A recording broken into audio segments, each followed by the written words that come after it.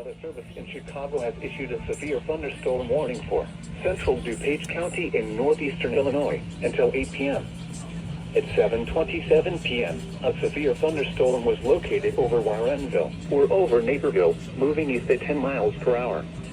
Hazard, 60 miles per hour wind gusts and half-dollar-size hail. Source, radar indicated.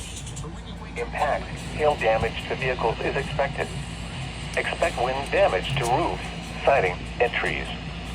Locations impacted include Aurora, Naperville, Wheaton, Downers Grove, Lombard, Carroll Stream, Glendale Heights, Woodridge, Glen Ellen, West Chicago, Westmont, Lisle, Darien, Warrenville, and Winfield.